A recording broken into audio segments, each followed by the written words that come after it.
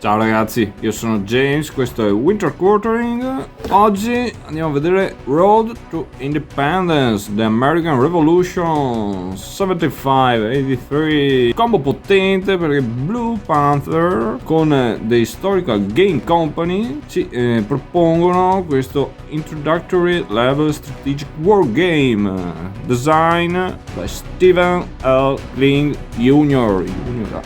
Quindi andiamo a vedere.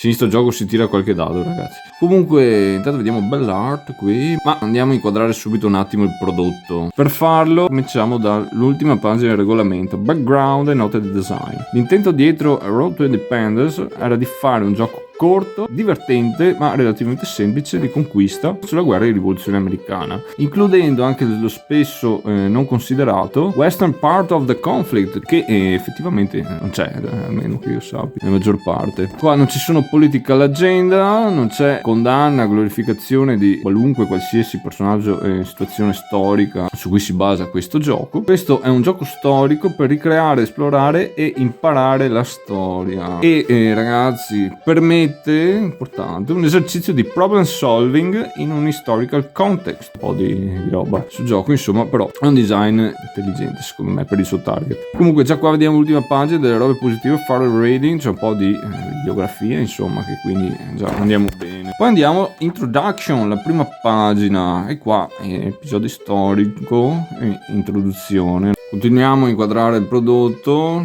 Questo gioco qua è un stylized game, un gioco stilizzato, un po' astratto sull'American Revolutionary War. Questo è un gioco sulla guerra di indipendenza americana, non sull'inizio della rivoluzione. Sappiamo che il fatto era lo Stamp Act del 65, no? Inteso come un contesto sfidante che cattura il flavor storico che circondano questi eventi, sì, piuttosto di essere una simulazione insomma approfondita. Il gioco è giocato da due giocatori, uno il British e gli Americans, ma ci saranno anche gli Spanish. Vedete che insomma non è una roba da tutti questa roba qua, gli Spanish, e anche altre robette. Insomma, target per capirci è un family. Sto qua l'ho giocato con l'amorosa, con l'amica, l'amico, figli, parenti, chi volete, con tutti quanti. Ma è un gioco con teaching tool importante che ha nel suo piccolo, ha le sue chicche, non è un prodotto stupido, quindi per questo l'ho portato sul canale, oltre ad essere una roba carina e così ci sta. E intanto mi devo un po' anche così. Andiamo a fare subito un unboxing, vediamo scatolina, solito spessore tipo White Dogs, un po' di overview dietro. Andiamo, vabbè, ovvio si imbarca ragazzi questa. Bunch of players, 60-90 minutes, 14 più, sì perché attenti, robe pericolose, not for small children. Vabbè, tanto vediamo qua, questi componenti, overview generale, insomma, e andiamo ad aprire. Dentro troveremo dadi a manetta per tutti i colori e le emozioni e i sentimenti. Un mazzo di carte, bel British Vans, un altro mazzo di carte, Spanish, robe insomma, un counter sheet tipo legno balsa, un rulebook, 15 pages e la nostra mappettina, nonché un player aid per important rules e combat examples. Road to Independence, it's gonna away, Oh, intanto una bella mappetta 22x17 pollici.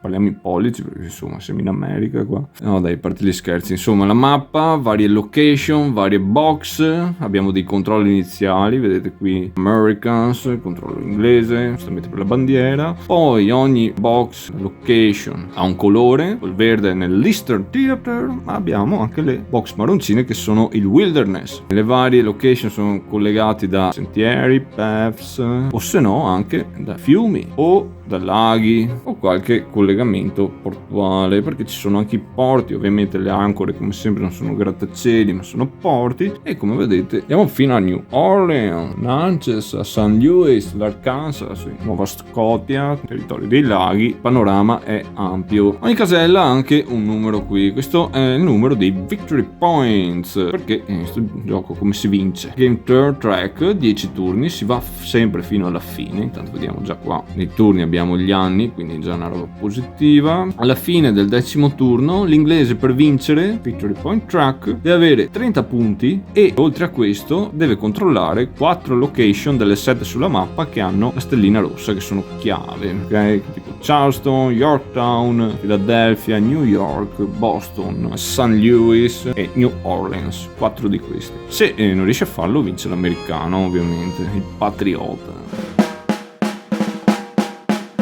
Allora, parliamo di questi dice, perché ci sono un sacco di dadi. Allora, questi sono i dadi dei British, questi degli Americans. Si dividono in regulars per i British, hanno tutti dei simboli diversi ovviamente. Poi ci sono i dadi degli auxiliaries, per esempio i nativi americani e i Tories, i loyalist. Poi ci sono questi dadi neri che sono gli Hessian die. Cosa sono questi Hessian die? Praticamente erano mercenari reclutati dagli inglesi nel XVIII secolo in Germania. Quindi sì, amici, ci sono anche tedeschi, che bello. Vedete un altro aspetto che fa imparare a capire qualcosa nel suo piccolo. Questo è un dado navale. Gli americani hanno i regulars, poi hanno gli auxiliaries, nativi americani, reclute, bla bla bla, roba non addestrata. E poi, anche se non dall'inizio, ci sono gli Spanish e ci sono i French. E questi dadi andranno utilizzati per conquistare location. Vedete, ci sono simboli, roba da matchare che dopo vedremo meglio. E a seconda di cosa vai a attaccare avrai una certa disponibilità di dadi, oppure a seconda se la Francia entra in guerra, la Spagna entra in guerra, un addestramento di von Stauben, insomma eventi nel game turn track, perché qua ti influenza il pool di dadi che potresti andare a tirare. Andiamo a prendere qua il nostro handy dandy player aid che ci dice come si dividono i dadi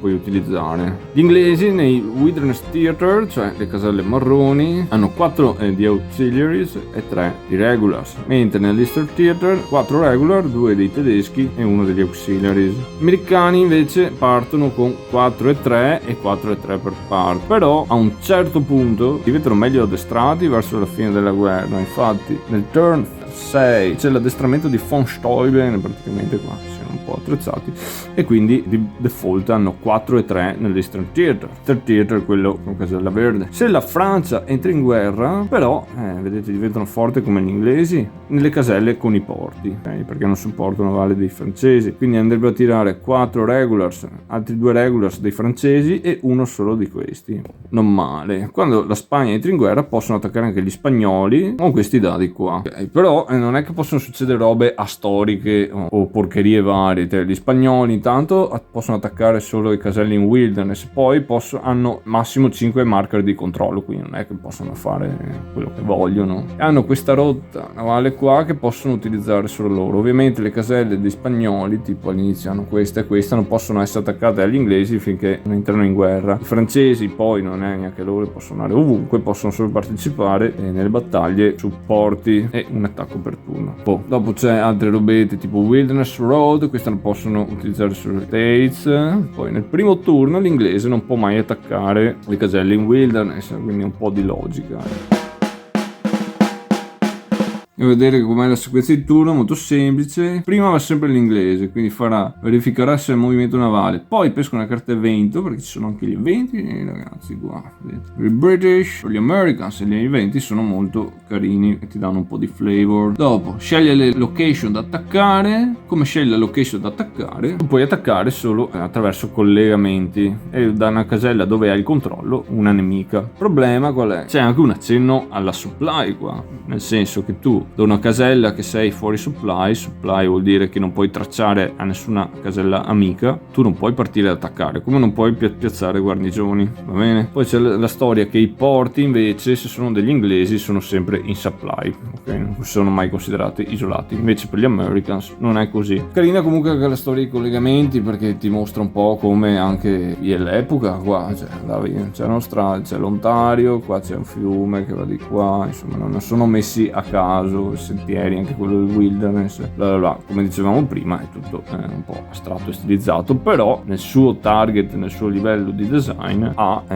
senso, ecco. Come dicevamo prima, scegli le location attaccare, poi fai un strategic move, cioè piazzi le tue garrison dove puoi farlo, che sono una roba tactica, e dopo tocca agli Americans che prima verificano se c'è un special event check. Cosa vuol dire? Al quarto turno cominci a tirare ogni turno finché non entri in guerra la Francia, al quinto turno cominci a tirare perché entri in guerra la Spagna, e poi al sesto turno automaticamente c'è il Vorstäuben Training, insomma tutte americane diventano un attimo più serie. Questa roba, poi identifichi le location attaccare, fai combat, metti i guarnigioni, advance, game turn, e questo fino al 10° turn. Adesso andiamo a fare un turno così tutto ha senso.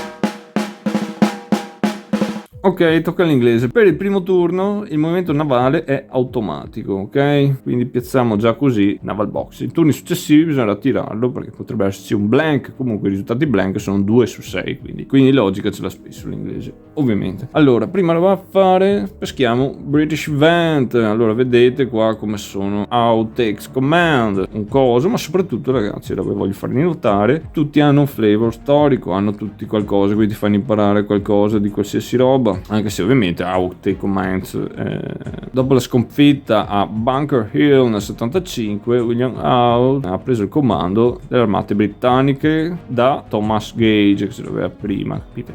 Non sono cavolo, insomma c'è una scusa per introdurre e capire robe, no? Sono le chicchette così, semini seminati, no? Buttati là. Va bene, questo ci dice che possiamo ritirare 2 dadi regolari. I regular sono questi col dado rosso, no? Sono i più forti. Una volta durante un attacco a una location in questo turno, ok? Quindi ce la mettiamo qua, questo sarà in effetto questo turn. Dopo dobbiamo identificare i nostri bersagli dove vogliamo attaccare. I giocatori possono fare fino a 3 attacchi al turno, quindi andremo a piazzare questi, i nostri markers, dove vogliamo attaccare. Dato che con l'inglese abbiamo il movimento navale, noi possiamo attaccare qualsiasi porto, ok? Se no normalmente dobbiamo tracciare da una location amica a una nemica. Allora diciamo che il primo turn proviamo a prendere il main. Perché il main? Secondo me perché è una specie di choke point, perché dal main vedi puoi andare di qua, puoi andare di qua, e anche loro hanno 2 vie d'attacco, insomma c'è anche un po' di puzzle strategico in questo senso qua. E poi anche perché dobbiamo completare questi simboli, tutte le location simboli diversi, quindi magari pensiamo che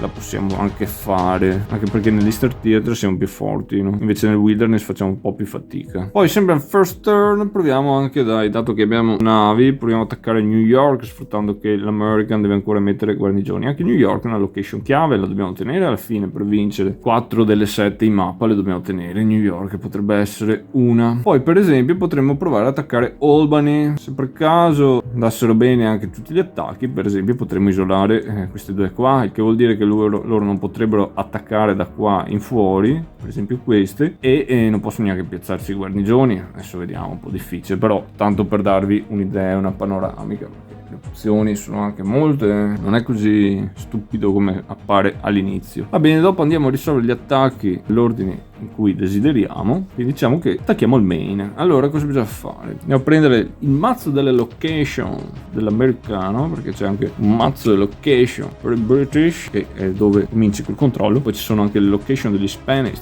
questi colori sgargianti che a me piacciono. E andiamo a prendere il main, consiglio di organizzarli in ordine alfabetico queste per andare a fare prima. E ora andiamo a vedere questo attacco. Bene ragazzi, come vedete questi sono i simboli che dobbiamo tirare. Dato che cominciamo nell'Eastern Theater, questa è la nostra pool di dadi iniziale. Ogni tiro di dado noi dobbiamo completare una riga. Se non riusciamo a completare nessuna, perdiamo un tiro di dado. Continuiamo a tirare finché non completiamo tutte le righe, oppure non abbiamo più dadi disponibili. Cosa qua dobbiamo tirare sta roba? Adesso vediamo come procede. Noi ci servirebbero 4, non abbiamo fatto nessun regolare, ne abbiamo uno solo. Allora, se decidiamo di ritirare dovremo scartare un dado, però possiamo completare una riga, anche se ci dispiace mettere il nero qua perché il nero è un dado forte per i regulars, però lo utilizziamo per l'artiglieria, così non perdiamo nessun dado e andiamo a ritirare. Oh, fantastico. Quindi stavolta qua abbiamo fatto un po' schifo perché ci mancherebbe almeno un regulars per andare a 4 e completare quella. Per fortuna abbiamo qua il nostro events e possiamo ritirare 2 dadi dei regulars quando vogliamo. Quindi facciamo così un 3 e niente. Però abbiamo, vedete, così potremo completare questa. Ci serve il valore uguale o superiore. Là era 5. Quindi andiamo a tirare, dai. Niente, dobbiamo eliminare un dado ragazzi, perché non siamo riusciti a completare l'ultima riga. Allora togliamo quello che magari adesso non ci serve. Oh, una schifezza ragazzi, sta andando male qua l'attacco al main, dai. E niente, adesso tiriamo un dado. È fallito perché con un dado arriviamo al massimo a 3 regulars e quindi un pacco, insomma l'attacco è andato malissimo e quindi questa ritorna nel mazzo degli Americans. Boh, il main non è andato bene. Allora però proviamo qua a Durbany. Vedete ci sono anche questi cosi qua, questi caselli con scritto Garrison. Durante la strategic phase c'è la possibilità di piazzare guarnigioni. Per esempio, non so, americano potrebbe averne avuta una in Albany e magari da qua, che invece ce ne servono 3, adesso ce ne servirebbero 4, o se no anche guarnigioni più forti. Queste le piazzi dove hai paura che il nemico ti attacchi o dove è vitale che tieni un punto, in questo caso 5, capito? Va bene, però in questo primo turno non c'è niente. Allora, sempre Eastern Theater, quindi abbiamo i nostri dice qua forti, anche se non sembrava prima. E tiriamo. Potremmo utilizzare dado nero. Questa abbiamo fatto una fila. Potremmo prendere, fare questo discorso qua. Adesso però qua è un po' difficile perché bisogna praticamente tirare 2-6 a non faccia solo guidare. Abbiamo tirato un forte. Adesso ci serve un'artiglieria, niente. Quindi eliminiamo un dado. Artiglieria, niente. Artiglieria, niente, cavolo. È andata proprio e quindi niente, neanche Albany non abbiamo preso ragazzi, sta andando male. L'ultimo attacco è New York Eastern Theater, quindi abbiamo il solito pool di dadi per l'Eastern Theater. Non si possono mai riempire 2 file insieme, bisogna sempre deciderne una, se no è troppo facile. Tanto becchiamo questa qua, poi questa che era difficile l'abbiamo fatta. Ed è anche, dipende che location vai a attaccare anche in base a che dadi hai a disposizione e ai simboli che ci sono nella carta e magari all'evento che hai. Adesso c'è l'ultima, vedete, New York, l'abbiamo presa. Finalmente New York è nostra. Quindi questa la mettiamo nel mazzo delle location inglesi, cioè sta roba qua del mazzo delle location, insomma, tanto per capirsi, andare a roba più veloce, non che sia proprio indispensabile. Quindi New York, dato che di base controllo americano, mettiamo questo, ma soprattutto 4 victory points, perfetto. Adesso c'è la strategic phase. L'inglese deve piazzare queste 4 guarnigioni. Dove le possiamo piazzare? Dove non siamo isolati. Allora, direte New York è isolata? No, perché è un porto inglese, i porti degli inglesi non sono mai isolati. Quindi magari ne mettiamo una intanto qua, tanto per rendere più difficile che non ce la ricatturino. Poi magari qui sul fronte tipo su Fort Detroit e le Niagara qui, perché se si prendono queste parti qua lì si apre tutta la zona dei laghi, Montreal, questa gente qua fino in Nova Scotia. Vedete anche solo vedere i posti, Quebec, Fort Ticonderoga, queste robe qua, per uno che magari non sa proprio niente almeno capisci dove sono. Cioè adesso mettiamo Ticonderoga, flippiamo il turn marker che tocca agli Americans. Allora gli Americans prima roba un event check, no basta perché dal quarto turno ci sono i special event. Poi pesca la sua carta. Benedict Arnold, prima di diventare il traditore più famoso americano, Benedict Arnold era uno dei generali più fidati di George Washington. Nel 1780 passò al lato inglese. The American player loses the ability to roll one regular die. Vedete, quindi perdiamo un dado di regolari. Location attack in the Eastern Theater during the game. Praticamente su tutte le caselle verdi siamo ancora meno forti di come saremo all'inizio. Fantastico. Quindi magari ci concentriamo su altre zone buone, vedi, in inglese ha fatto anche bene a mettere queste robe qua perché sono appetitose, potrebbero. Comunque ragazzi, le carte evento se ne pescano una a turno, turni sono 10, quindi ogni lato ne vede 10 per gioco, nel mazzo sono 15 a testa, quindi ci dicono una scelta di design, io vedo wow, che roba, insomma. però ci sta, dai, tutto nel target di questo gioco qua, insomma. Va bene, dai, allora per esempio proviamo a piazzare attacco qua, poi attacchiamo quello e proviamo una roba audace così a pensacola. Come vedete nel wilderness, pensacola come si dice, insomma. Questo è il nostro pool di dadi, quindi andiamo a vedere cosa combiniamo. Ovviamente non abbiamo attaccato qua con le garrison degli inglesi perché ci sembrava un po' difficile. Del resto Pensacola non è che sia tanto più semplice perché ha un simbolo di nativo americano, ci servono gli indiani, ci serve la cavalleria, un fortino, insomma vediamo cosa succede. Direi che intanto abbiamo beccato un indiano, abbiamo anche la cavalleria, quindi una fila intanto ce la siamo portati a casa e così tiriamo senza perdere giadi. Poi qua abbiamo già fatto un'altra fila. Qua un disastro perché non abbiamo né regulars né cosa, quindi diciamo che scartiamo uno di questi. Andiamo a vedere, qua abbiamo il forte. Attenzione però, perché la vedo dura fare due con questi dadi qua, potrebbe anche essere, però a volte dici ma preferisco perdere un dado così vado a tirare con più probabilità di fare una fila più difficile, cioè anche una roba di scendere. Vedete qua abbiamo fatto schifo, adesso forse abbiamo un'opportunità, sì, una faccia su 6, ovviamente niente, Pensacola era difficile ragazzi. Andiamo a provare qua con Cascasia. Mettiamo Cascasia, la proviamo intanto così, abbiamo fatto 4. Stavolta riempiamo la fila del forte, non ci sta andando bene, quindi eliminiamo quello. E qua ragazzi, a posto, perché se bastava uno abbiamo anche abbondato. Quindi l'abbiamo presa sta Cascasia, che alla fine, cavolo è sta Cascasia, poi è inutile, è anche utile. Vabbè, Victory Points ovviamente si toglie all'inglese, l'americano non ha i Victory Points. L'inglese non li deve fare. Facciamo Control Marker Cascasia. È il turno di Vincennes 2, bel fortino. E poi abbiamo i nostri 4. Fantastico. Un altro point di Vincennes. E il nostro Control Marker. Quindi vediamo qua che spingiamo verso l'ovest. Quindi attivi, contentissimi, come gli spagnoli. E poi dovremo mettere i nostri guarnigioni, ragazzi. Quindi magari Albany. Abbiamo visto che li fa gola. Un'altra le mettiamo qui. Maine. Qui a Savannah. Che dopo non ci vengano dentro. Però bene, adesso tornando agli inglesi. Siamo nell'estate del 76. L'inglese, stessa roba di prima, però sto turno deve tirare il naval dice, quindi ecco, al supporto navale, quindi deciderà cosa fare, così bla bla bla bla bla bla bla bla bla bla bla bla bla bla bla. Bene ragazzi, questo era Road to Independence, The American Revolution 75-83, designed by Stephen L. Kling, an introductory level strategic wargame di Blue Panther Historical Game Company. Vedete voi se vi interessa il discorso, spero comunque il video vi abbia intrattenuto. Io sono stato James, questo era Winter Quartering. Ragazzi, qua mi raccomando, mettete mi piace il video, iscrivetevi al canale, non fate come non fate come Benedict Arnold, che è i traditori che sennò qua vengono a prendere e non sono clementi come gli inglesi. Quindi la prossima volta buoni tiri di dado, statemi bene, buone feste e un saluto a tutti, ciao.